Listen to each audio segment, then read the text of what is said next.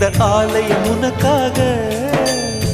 வானில் ஒரு புயல் மழை வந்தால் அழகே என்னை எங்கனம் காப்பாய். கண்ணே உன்னை என் கண்ணில் வைத்து இமைகள் எனும் கதவுகள் அடைப்பேன். சத்தியமாகுமா?